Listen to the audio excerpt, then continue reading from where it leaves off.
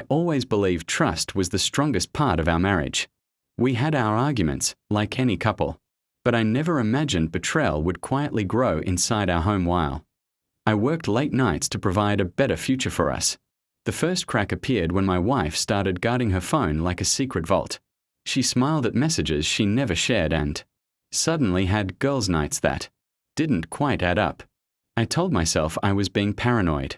One evening, she said she was visiting a friend out of town.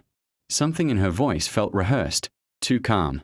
After she left, a strange urge pushed me to follow answers instead of fear.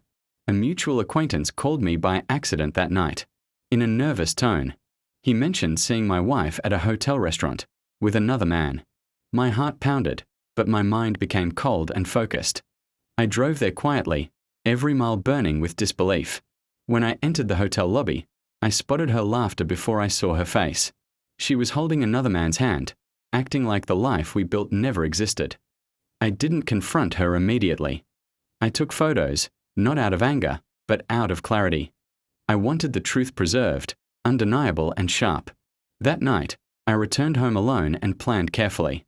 I gathered financial documents, secured my assets, and contacted a lawyer. If she chose deception, I would choose control. The next morning, I acted normal. I cooked breakfast, smiled, and listened to her lies about the trip.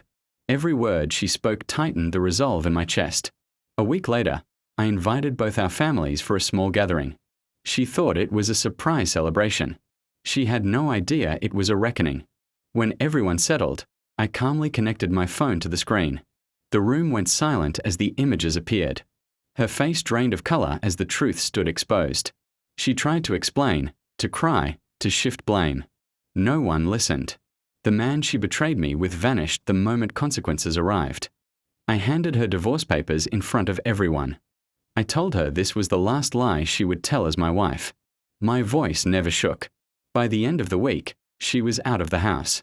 The court ruled swiftly, thanks to the evidence and preparation. She lost the life she took for granted. Friends called it revenge, but to me, it was justice. I didn't destroy her. I simply stopped protecting her lies. Today, my home is quiet, my conscience clear. Betrayal taught me a painful lesson, but it also showed me my strength. Some endings are brutal, but they are necessary beginnings.